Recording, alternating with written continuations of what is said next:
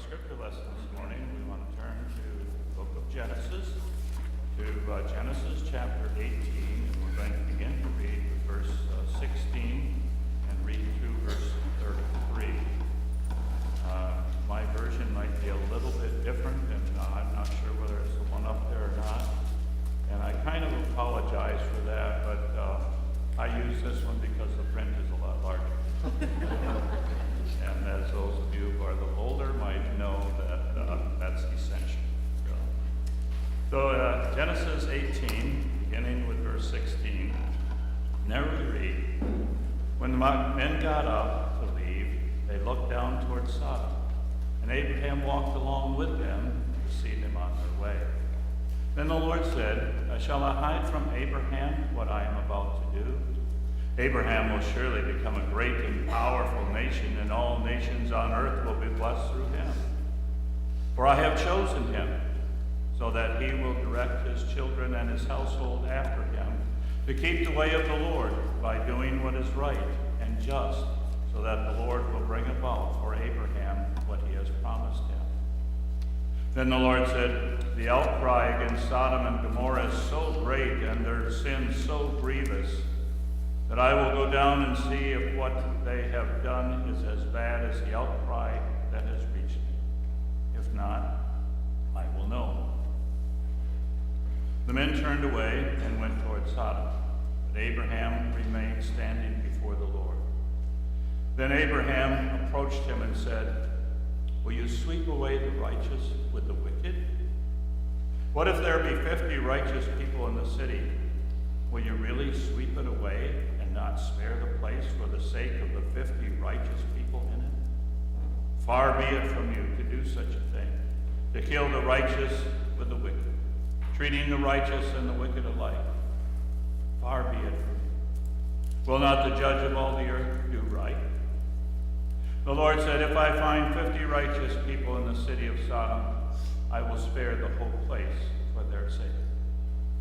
Then Abraham spoke up again, now that I have been so bold as to speak to the Lord, though I am nothing but dust and ashes, what if the number of the righteous is 5 less than 50? Will you destroy the whole city for lack of 5 people? If I find 45 there, he said, I will not destroy it. Once again he spoke to him, but what if only 40 are found there? He said, for the sake of 40, I will not do it. Then he said, may the Lord not be angry, but let me speak. What if only 30 can be found there? He answered, I will not do it if I find 30 there. Abraham said, now that I have been so bold as to speak to the Lord, what if only 20 can be found there? He said, for the sake of 20, I will not destroy it. Then he said, may the Lord not be angry, but let me speak just once more. What if only 10 can be found there? He answered, for the sake of 10, I will not destroy it. When the Lord had finished speaking with Abraham, he left, and Abraham returned home. As far as the reading of God's holy word, and may God bless that word to our hearts and our lives once again today. Well, as you well know, there's any number of prayers which have been recorded for us in the Bible. Prayers which have been offered by a variety of people for a variety of reasons and in a variety of places. For example, Jonah prayed in the belly of a fish.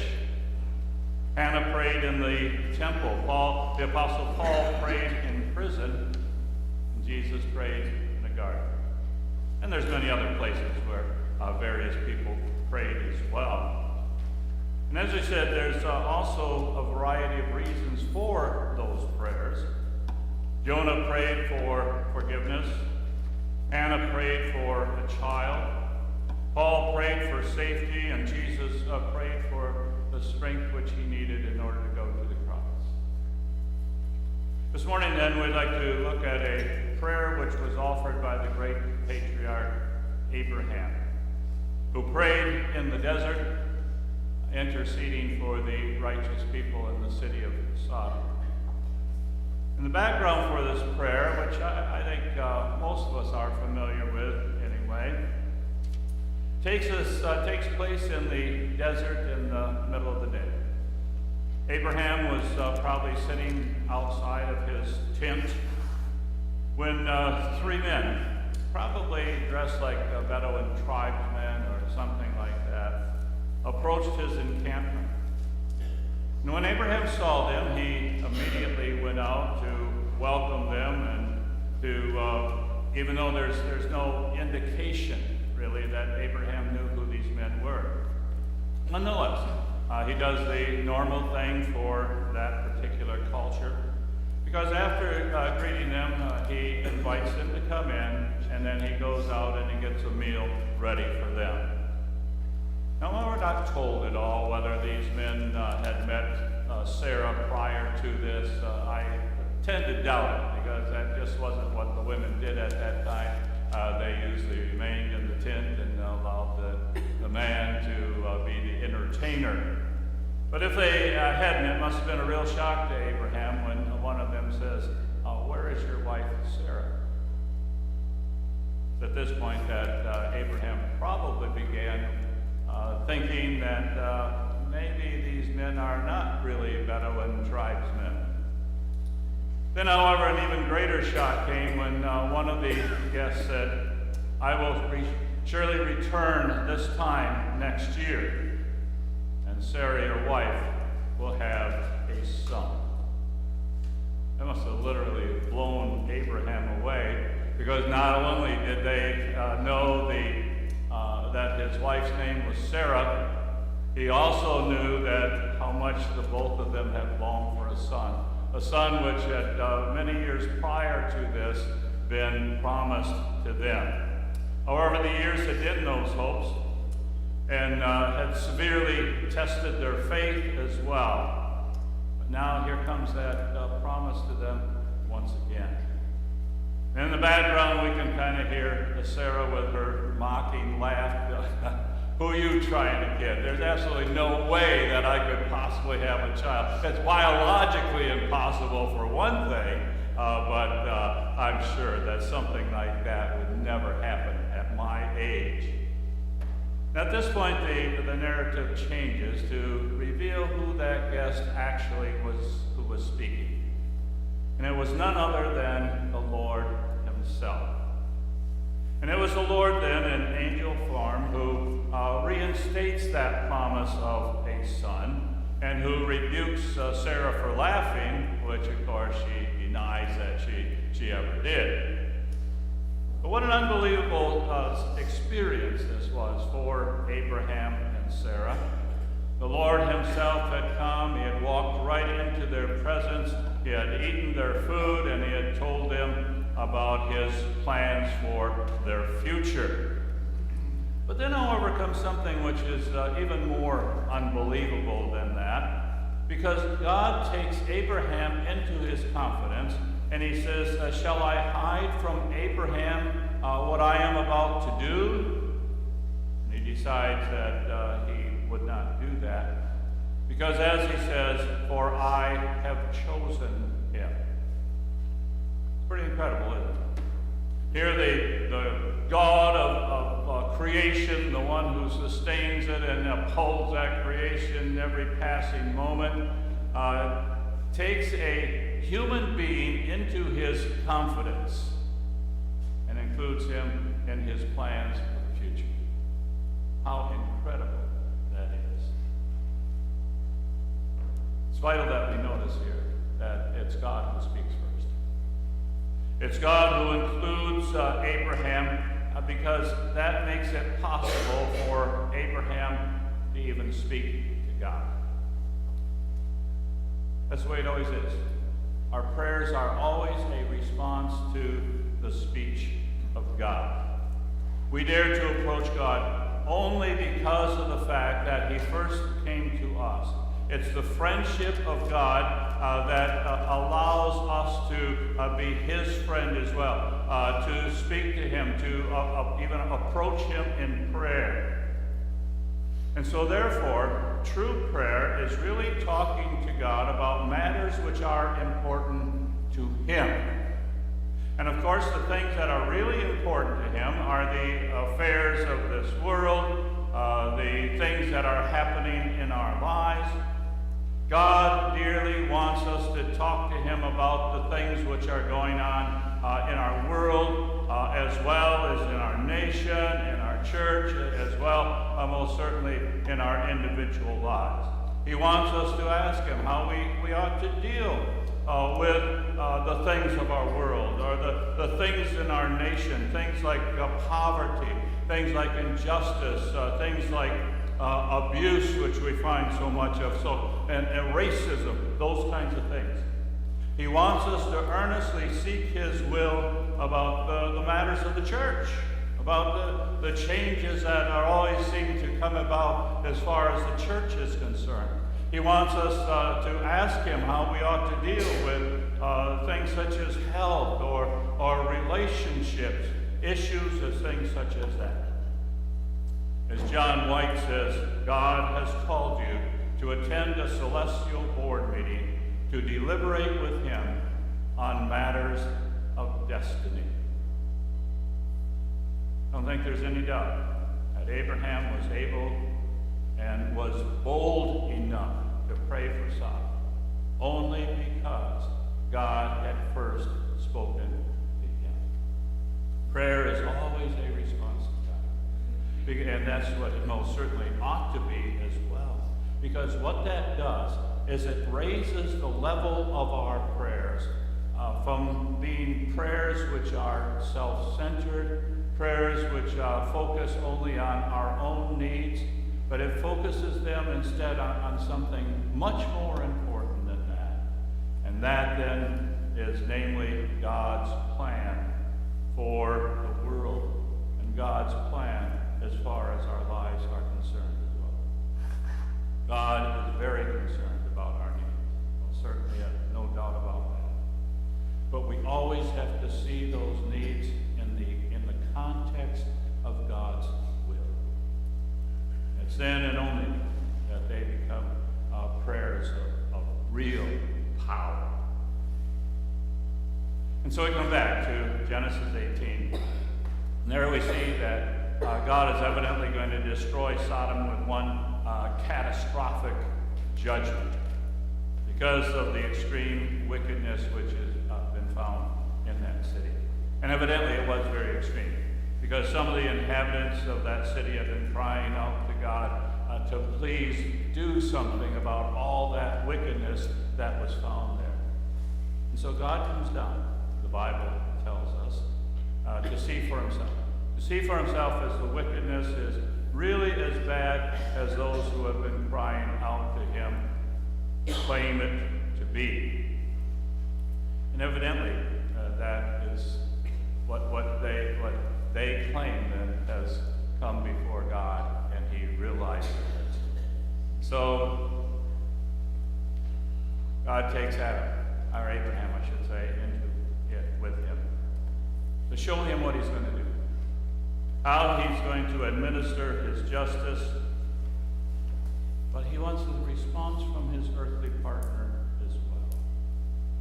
Just think about it. The Lord of all, the creator of life, the eternal judge, takes the time to explain his actions in terms that Abraham is able to understand. All this is prelude to Abraham's prayer, which is really a conversation with God. And that's what prayer actually is, of course. Prayer is basically conversing with God. Simply talking, just speaking with him. And so what we find here is God discussing with Abraham what he's going to do to that wicked city. A city, incidentally, that Abraham knew very well. And he knew it as more than just a city. He knew it more than just brick and mortar, if we can say it that way. He knew it as a flesh and blood city, because that's where his nephew Lot and his entire family lived. And God was asking Abraham what he ought to do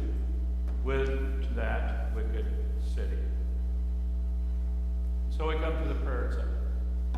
And in this prayer, we see Abraham reaching out and pleading for Sodom and asking God if he was really going to destroy everyone. You're really going to just annihilate whatever is there? And what we see then in this is a desperate attempt on Abraham's part to really understand what God's doing. And he's absolutely horrified. He's horrified at God's judgment and what he then considers to be a gross injustice. And so he urgently says to the Lord, will you sweep away the righteous for the wicked? Will you really do something then? You know, these are people who have been faithful to you. These are people who have been walking with you. Are you really going to do that? Far be it from you to do such a thing. Will the judge of all the earth do right? What Abraham is saying here is that he has built his entire life on the justice and the faithfulness of God. And now he just simply cannot understand how God could possibly destroy the righteous right along with all of those wicked people. Abraham's expressing a kind of terror at God's judgment. But he's also expressing a desire for God to be just and to be gracious, to be that kind of God, the God that he has always thought him to be. And so his prayer is, what if there's 50 righteous people? Will you then spare the city? And we have to pause here and ask if you have ever stood where Abraham is standing. In other words, in your prayer, have you ever asked, why, Lord? Why in the world did you kill Uzzah merely for touching the ark? Remember that story? The ark was being moved and God told them no one was to touch it. But Lord, all he was doing is trying to stabilize it. It was about to fall. It was about to crash to the ground. And all he did was stabilize it. And the Lord struck him. Why is it that I have cancer? Why is that I'm so young? I have so much to live for. I've been so faithful. I'm involved in my church. I walk with the Lord every day again. Why have I got this ugly disease that ultimately is going to take my life? Why is it a fact, Lord, that 3 of my children love the Lord? They serve him. They just go out of their way to do anything they can so that the name of Jesus is held high. And my 4th son wants absolutely nothing to do with it. Why is it? And God never defends himself when we pray out of our perplexities and as to his mercy and to his justice. Instead, he simply shows us more of himself, giving us the grace for that moment, never forsaking us, even though we have these questions, even though we question his justice. And that's what's happening in this prayer of Abraham and in God's response to it.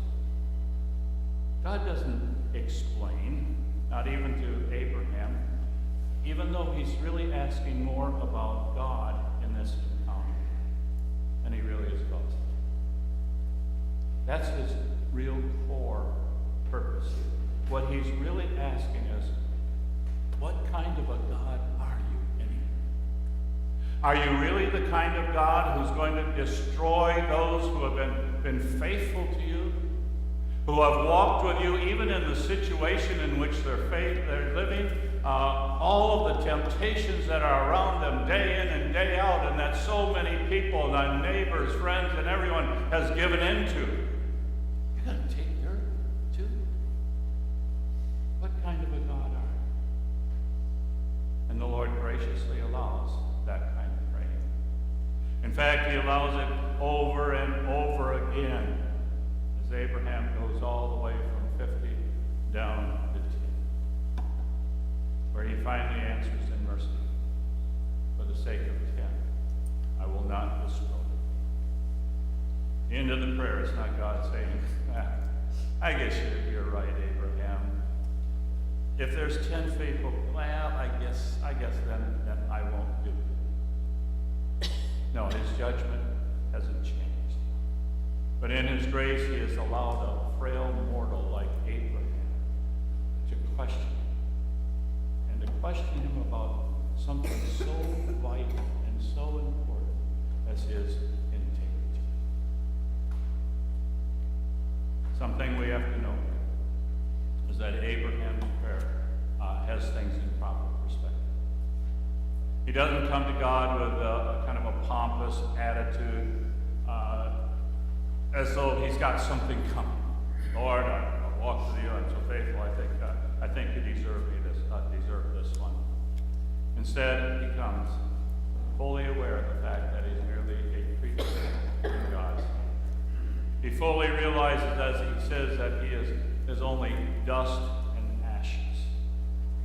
And so he knows that it takes incredible boldness to talk to God, and especially to question his justice, to question his integrity. But he does it. He doesn't get punished for it. And that's what our prayers have to be like.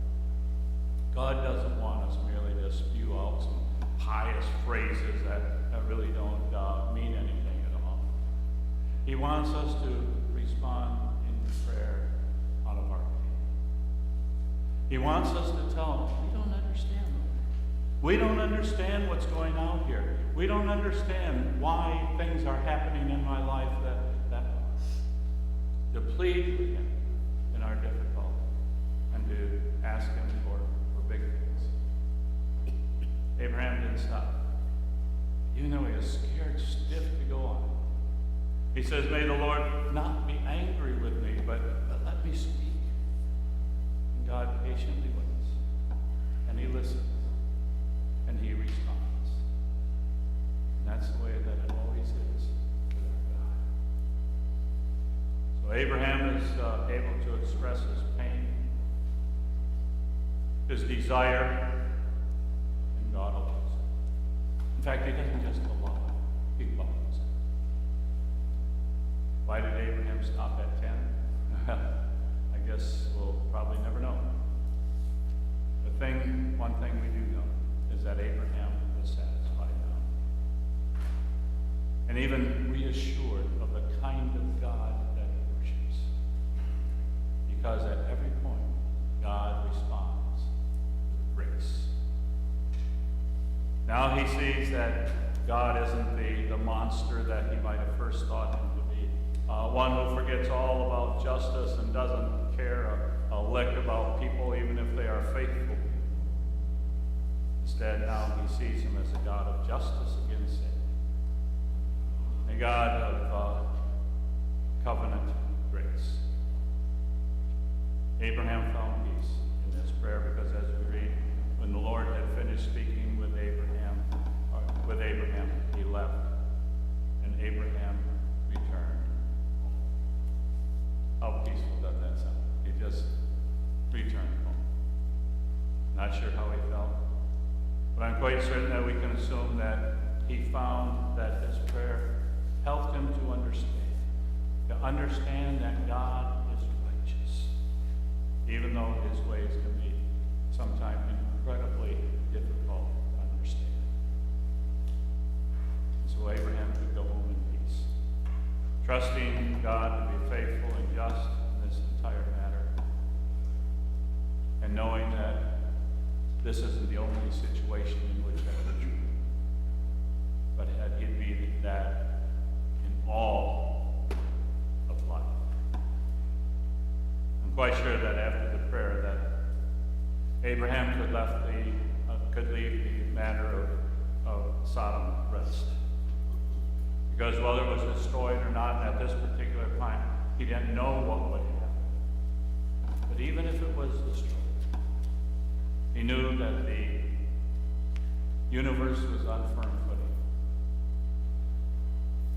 that God, his God, was God, and so all was well.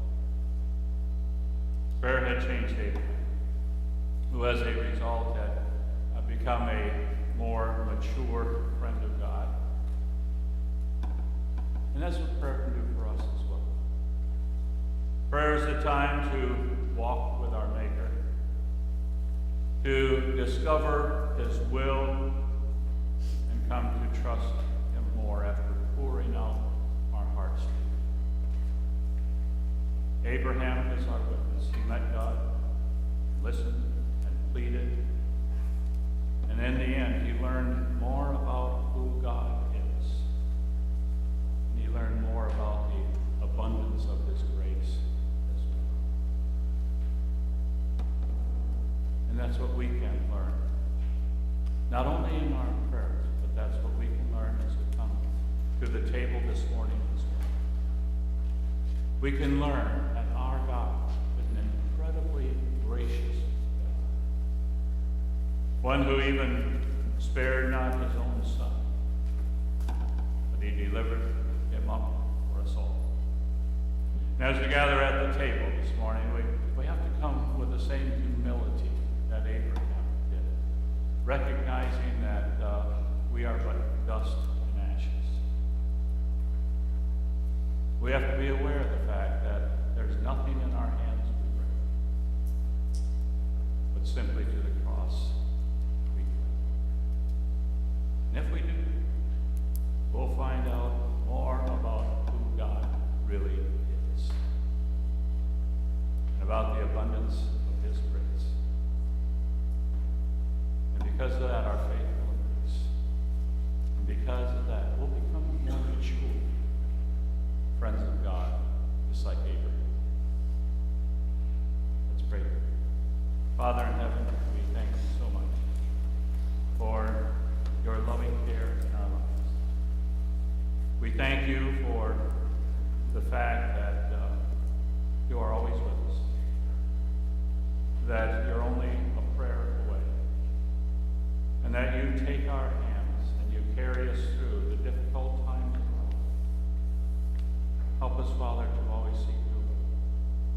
Help us not to be selfish in our prayers, but help us to always look to you and find in you